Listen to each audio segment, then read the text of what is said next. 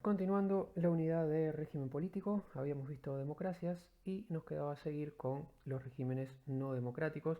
Esto lo vamos a estar tratando con el texto de Méndez y Negri en la sección Las alternativas no democráticas. En EVA está el texto en general, lo que vamos a estar usando de ahí es solamente la sección 4 de alternativas no democráticas porque ya las democracias las estuvimos viendo con el texto de Dahl de la poliarquía. En cuanto a regímenes no democráticos, los tipos clásicos para diferenciar son el totalitario y el autoritario, y el texto de Méndez y Negri agrega otros tipos en la comparación, el post-totalitario y el sultanista. El post-totalitario, como su nombre lo dice, es una derivación o una modificación del totalitario, y el sultanista podría decirse que es una variante del autoritario. Vamos a empezar entonces por los dos tipos clásicos que se pueden encontrar en el general de la literatura sobre este tema, que son el totalitario y el autoritario. Después pasamos a las derivaciones.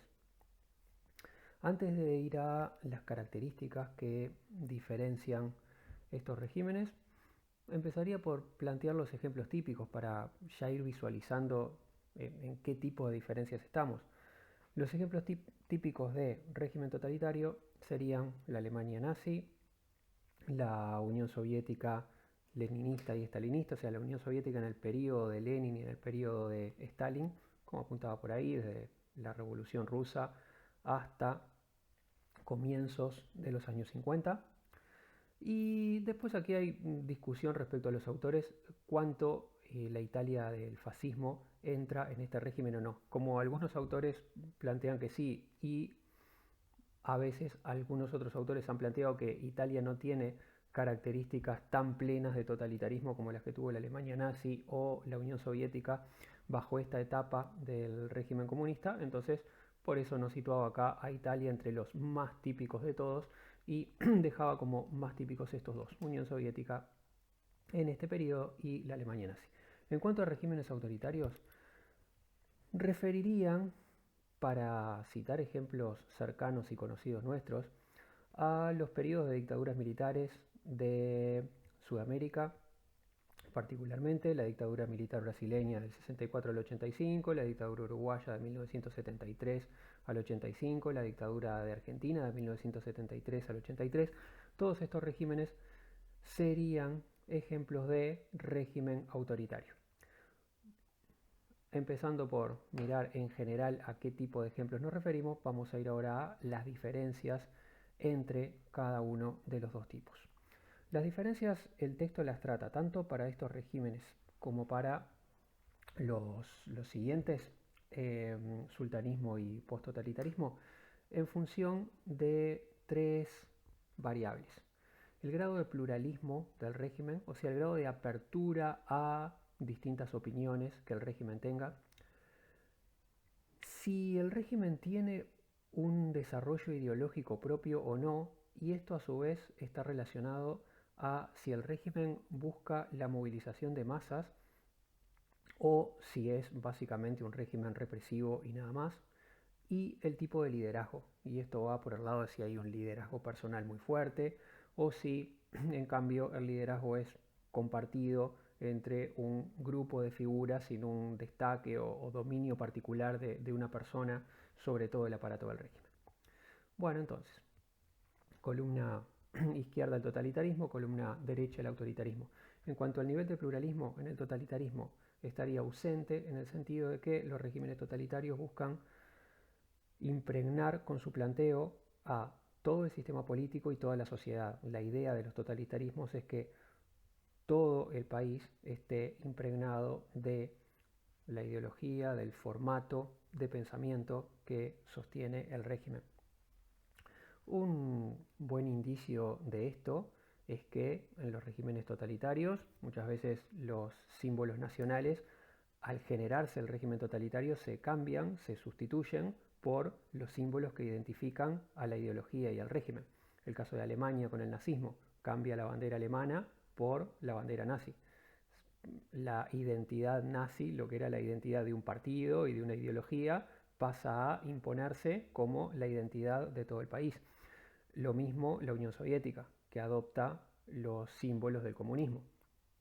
En la Unión Soviética incluso hasta los nombres de las cosas, no solo los nombres de las ciudades que pasan a tomar los nombres de las personas identificadas con el régimen, sino que hasta la montaña más alta de la Unión Soviética durante el régimen comunista se llama Pico del Comunismo.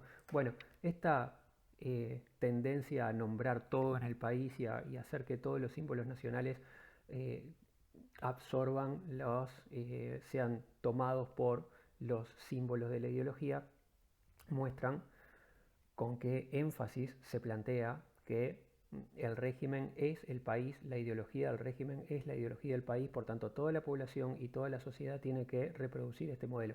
Esto va a ser a cuánto espacio tiene la, no solo la disidencia, sino hasta el poder eh, manejar ciertos temas sin estar impregnados por las ideas que busca imponer el régimen.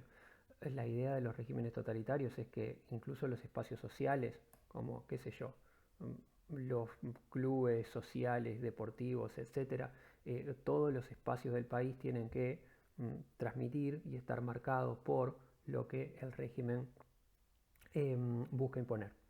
Por eso lo de pluralismo ausente. Todos los espacios sociales quedan impregnados y dominados por las ideas que busca imponer el régimen. En cambio, en el autoritarismo, el pluralismo sería limitado. Limitado en el sentido de que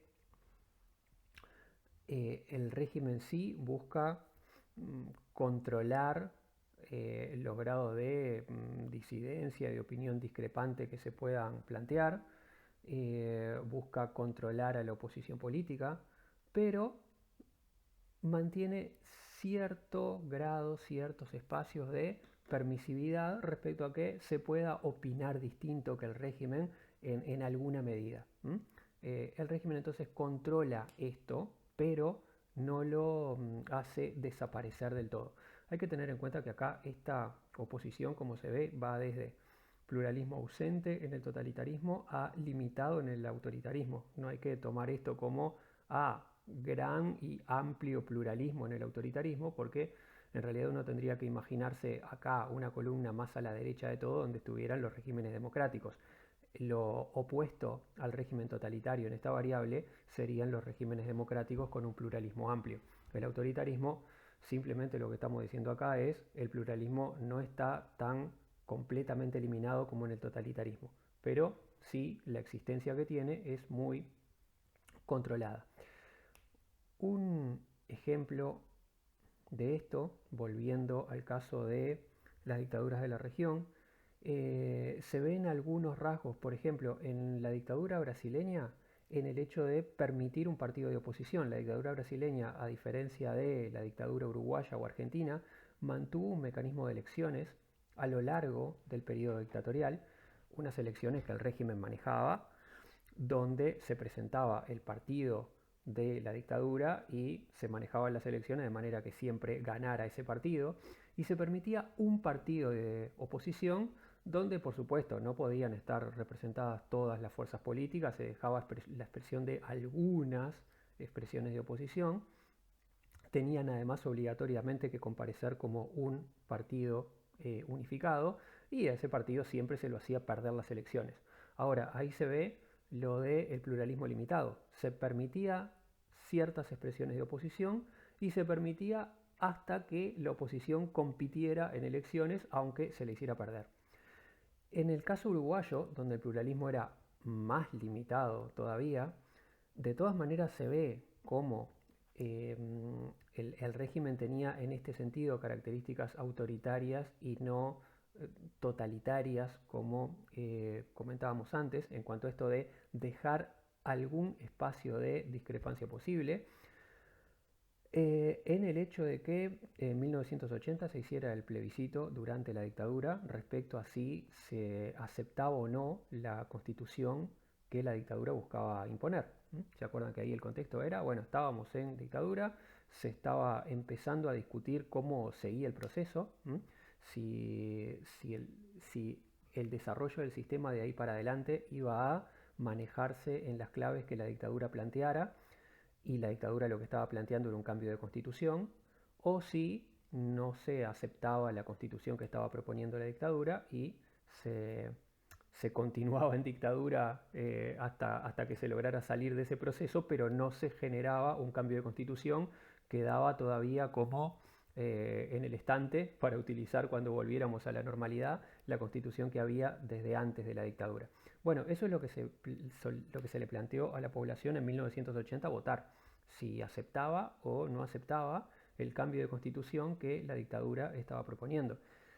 Mm, Llamativamente, no solo la dictadura llama a un plebiscito para que la gente vote si acepta o no acepta la constitución que la dictadura propone, sino que además eh, la gente votó mayoritariamente en contra y la dictadura aceptó el voto en contra de la población y por tanto se descartó el proyecto constitucional que la dictadura estaba proponiendo.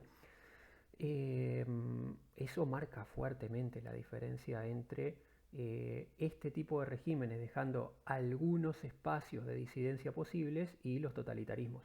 En la Alemania nazi, por supuesto, Hitler no hubiera llamado un plebiscito respecto a si lo que quisiera imponer como marco constitucional se imponía o no se imponía. Se imponía y punto. Otro rasgo curioso de Uruguay, que ha sido recordado en televisión muchas veces en estos últimos años, es que llegó a haber hasta un debate televisivo entre un par de partidarios del régimen dictatorial de la época y un par de representantes de la oposición.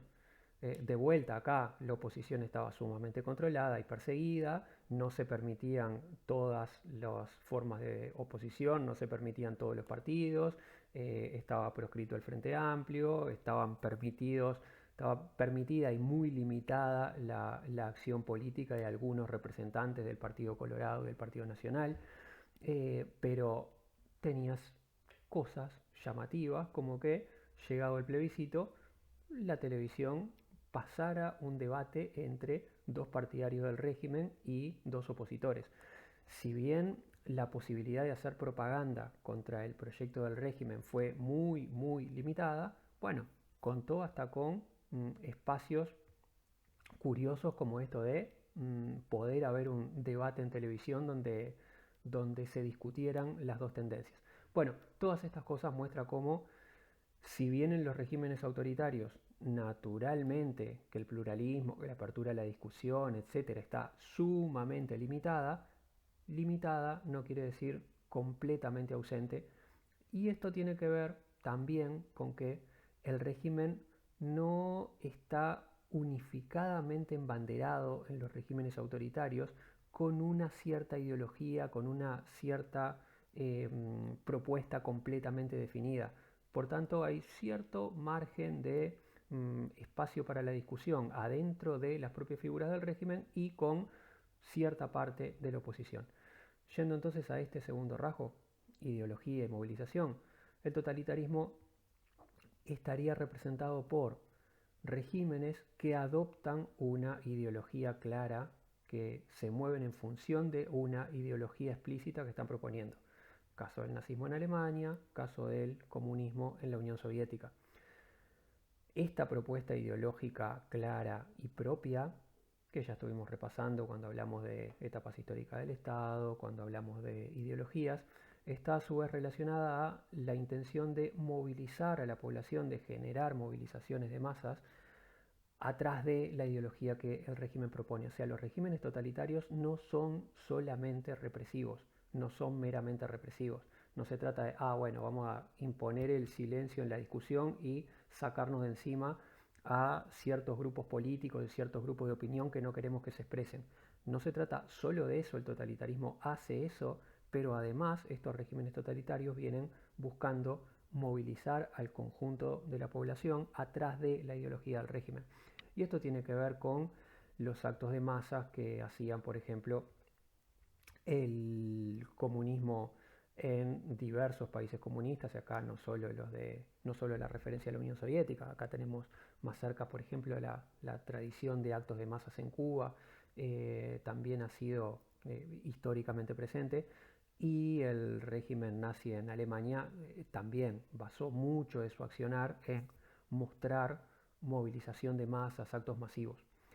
En cambio, los regímenes autoritarios no tendrían una ideología específica. Los regímenes autoritarios suelen ser mezcla de ideologías conservadoras con elementos de otra índole y en todo caso suele no haber tampoco una ideología común, clara y sobre todo no una ideología novedosa planteada por el régimen. No tienen una ideología específica todos los líderes relacionados a estos regímenes. No tienen todos ellos una ideología nueva y clara que los unifique y son en ese sentido también regímenes más desmovilizadores que otra cosa. En este caso sí lo que buscan regímenes autoritarios como los que estábamos comentando como ejemplo, como las dictaduras militares de la región, es desactivar a parte del espectro político, reprimir a una parte del espectro político y controlar los espacios de discusión y de gobierno, pero no necesariamente movilizar a la población. No son regímenes movilizadores, más bien por el contrario. Lo que buscan es apagar, congelar la discusión política y reducirla a márgenes mínimos de discusión y márgenes mínimos de espectro de quienes pueden discutir. Finalmente, respecto a la tercera variable, la de liderazgo, los regímenes totalitarios estarían caracterizados por liderazgos personales muy fuertes, o sea, en los regímenes totalitarios todo queda dependiendo de lo que marque hacer el líder.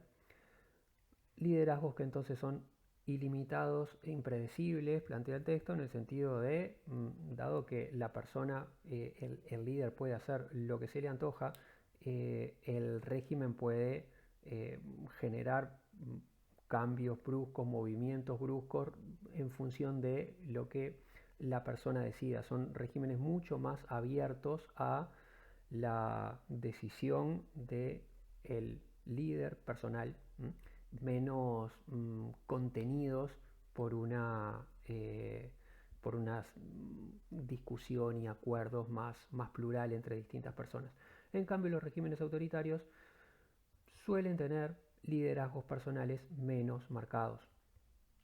Son entonces más plurales en cuanto al conjunto de personas y de actores colectivos que estarían representados en el régimen y por tanto está más reglamentado el ejercicio del poder, más contenido el ejercicio del poder, menos abierto a la discrecionalidad del líder.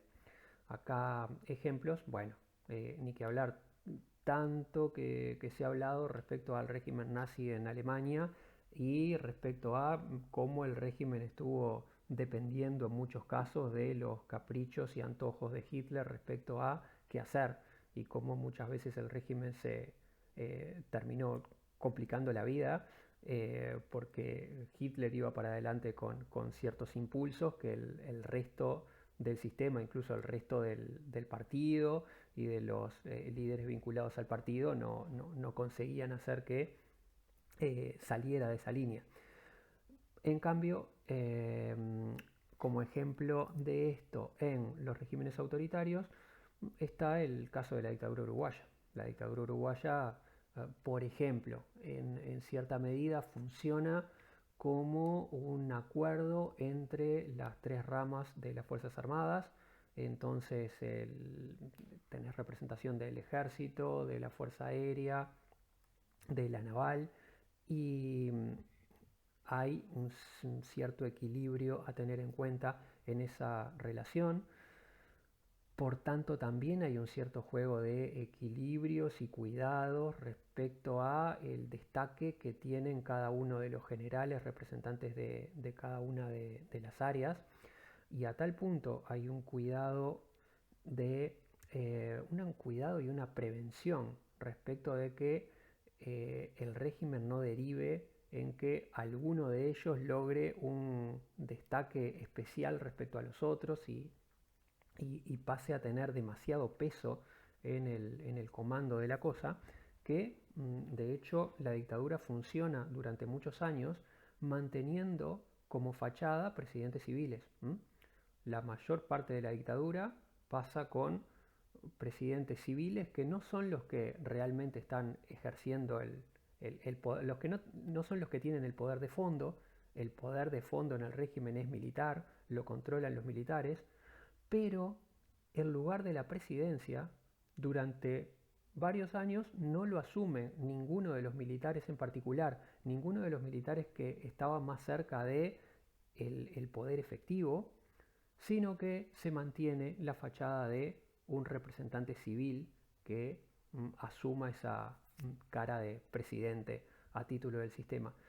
Y eso en definitiva tuvo que ver con el recelo de los propios militares entre sí respecto a que nombrar a uno de ellos como presidente terminara derivando en darle demasiado poder personal sobre el resto. Había que cuidar los equilibrios entre unos militares y otros, entre unas ramas de las Fuerzas Armadas y otras, y se prefirió en ese contexto mantener un civil como presidente que en definitiva te neutralizaba la figura de presidente y la mantenía controlada de una forma equilibrada por el resto de los militares que venían atrás. Recién sobre el final de la dictadura termina tomando la presidencia un militar, Gregorio Álvarez, pero la dictadura pasó varios años antes de procesar esto de que uno de ellos asumiera el rol de presidente. Bueno, esta es entonces la diferenciación típica entre totalitarismo y autoritarismo en estas tres variables. Comentaba que el texto presenta luego posibles variantes de las dos, una variante del totalitarismo y una variante del autoritarismo. Variante del totalitarismo, el posttotalitarismo. Ejemplo típico, la Unión Soviética después de Stalin hasta la caída de la Unión Soviética, desde 1952 hasta 1991. Se podría decir que los posttotalitarismos, tal como aparecen descritos aquí, serían como totalitarismos gastados. Es como que generaste un régimen totalitario con todas las características de un régimen totalitario durante varias décadas. Con el paso de las décadas, el régimen se va haciendo rutinario, va institucionalizando esquemas de funcionamiento y van apagándose las aristas más fuertes, más movilizadoras, más de fuerte movilización ideológica, más de fuerte liderazgo personal. Se van apagando aquellas aristas iniciales y se va rutinizando el funcionamiento del sistema. Esta tabla muestra entonces la comparación del totalitarismo con el posttotalitarismo. Si antes estábamos comparando totalitarismo con autoritarismo, acá esto va a reproducir las características del totalitarismo que ya vimos y cuáles son las diferencias planteadas respecto al posttotalitarismo. Respecto al pluralismo, yo le ponía aquí que lo mismo, el posttotalitarismo se mantiene todavía con un pluralismo ausente. Acá voy a marcar un matiz. El texto plantea que también en este sentido la ausencia de pluralismo en principio va gastándose en el posttotalitarismo y se va abriendo a cierto pluralismo, pero lo que plantea es, y para el caso de la Unión Soviética en sus últimas décadas, que pasa a haber una cierta apertura en lo económico, no así en lo político. Bueno, como acá estamos hablando de política y en definitiva de lo que hablamos acá respecto a pluralismo es centralmente cuánta libertad para la discusión y la oposición hay, entonces diría que está así, pero que se abra el pluralismo en materia económica, a más espacio para la actividad privada, etcétera, no nos cambiaría demasiado respecto al régimen político en sí. Entonces diría, respecto al pluralismo, se mantendrían las mismas características del totalitarismo, sin embargo, sí habría un efecto de atenuamiento en las otras dos variables. En cuanto a la ideología y la movilización, una menor presencia de movilización de masas, por tanto, un progresivo decaer del impulso ideológico. Esto se ve, por ejemplo, en la Unión Soviética en el cambio de estos actos masivos que caracterizaron al régimen comunista en su inicio. Para el final de la historia de la Unión Soviética, los desfiles del 1 de Mayo, que habían sido clásicos para la Unión Soviética a lo largo de su historia, se habían convertido ya básicamente en desfiles militares. El desfile del 1 de Mayo de la Unión Soviética, que obviamente empieza siendo un desfile fuertemente ideológico, relacionado a movilización de masas y tal, en las últimas décadas de la Unión Soviética es básicamente un desfile militar. Eh, y bueno, en esto se ve el irse apagando la movilización de masas y convertirse a una dinámica más rutinaria. A su vez lo mismo pasa con el liderazgo, mientras que en la etapa inicial el régimen depende completamente del liderazgo de Lenin primero, de Stalin después. En su última época los presidentes de la Unión Soviética no son figuras que ellos personalmente manejen el régimen a su antojo, sino que por el contrario, son figuras más apagadas, elegidas por un consejo con los miembros más antiguos del partido, y digamos que se hace más plural y reglamentado el ejercicio del poder. En definitiva, el liderazgo pasa a tomar rasgos de los que vimos con el autoritarismo común y corriente, y decae el influjo de control personal del líder que había en los totalitarismos típicos.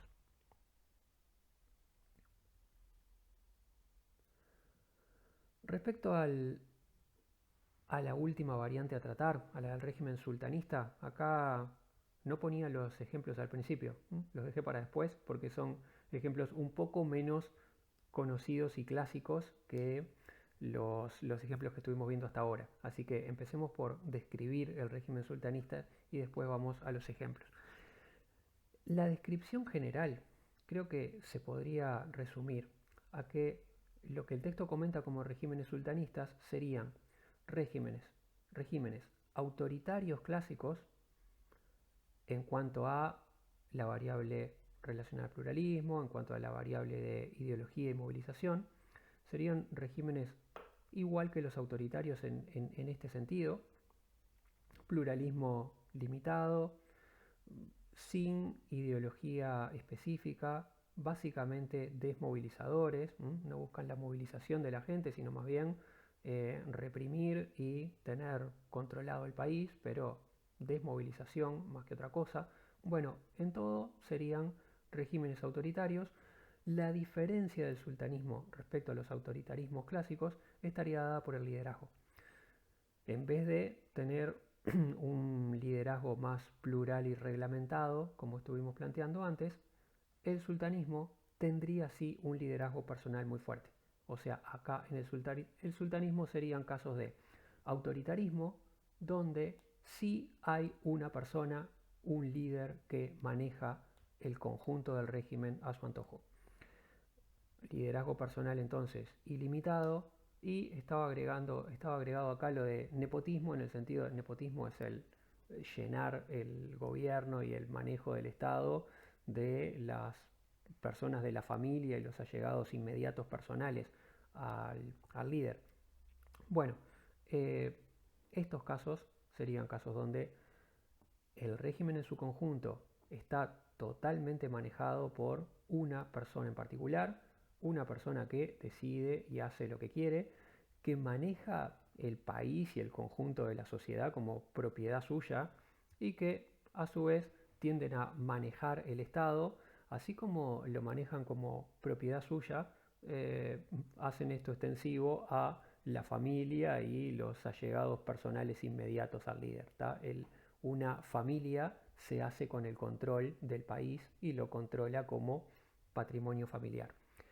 Si uno va a los ejemplos, esto en definitiva tiende a suceder en países en desarrollo, con escaso desarrollo relativo, con escaso desarrollo del Estado, con escaso desarrollo institucional, donde entonces a la manera de una sociedad tradicional, autoritaria, a la vieja usanza, un clan político, una familia, un grupo de personas puede hacerse con el control absoluto del Estado y manejar el país como se le antoje, simplemente porque la propia estructura institucional es débil como contrapeso. ¿M? Acá en la dictadura uruguaya no era patrimonio de una persona o de una familia, porque en definitiva, aún las Fuerzas Armadas tenían un desarrollo de institucionalidad propio que hacía que cada uno de esos espacios militares estuviera asociado a ciertos liderazgos distintos y generar equilibrios entre unos y otros. En estos casos, sí, el conjunto del Estado y de las instituciones pueden quedar manejados por una persona y su familia. Vamos a los ejemplos y se ve esto.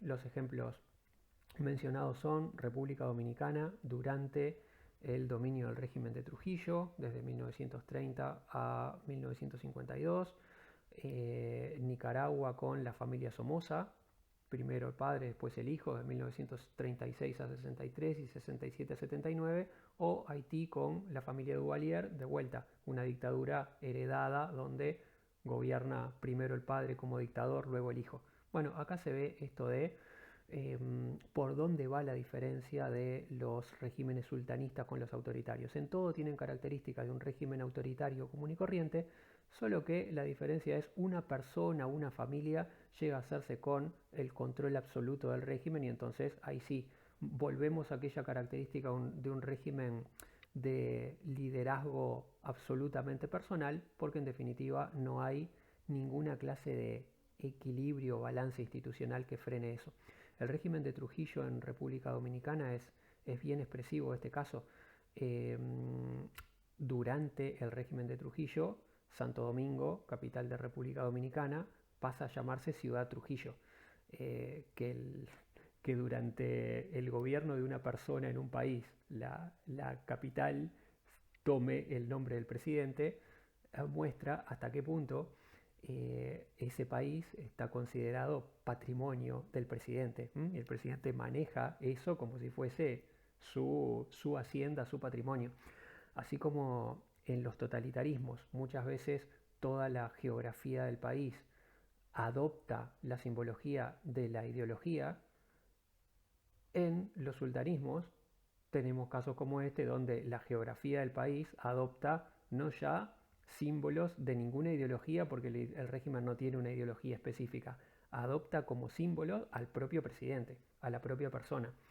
Eh, Ponerle a la capital su propio nombre es el colmo, la punta del iceberg de cómo era todo el manejo de Trujillo en República Dominicana, donde todo el país quedaba manejado como pertenencia suya para mover a antojo suyo, inclusive los allegados inmediatos. Parte de lo que esto implica es que ni siquiera siendo de las figuras de poder más allegadas a Trujillo, vos estabas protegido de las arbitrariedades que al tipo se le antojaran. En realidad él se manejaba absolutamente a su antojo respecto a todo el mundo, incluso a sus allegados inmediatos, que estaban siempre con el temor de, por un lado, tener que caerle bien, por otro lado, no decir nada frente a las arbitrariedades que el tipo tomara contigo, porque no había nada que equilibrara el poder de él. Esto, en definitiva, está muy mostrado en la novela de Vargas Llosa, La fiesta del chivo, y la película La fiesta del chivo, curiosamente del hijo de Vargas Llosa, que trata justamente sobre esto, sobre República Dominicana durante el régimen de Trujillo, y lo que transmiten es esta idea.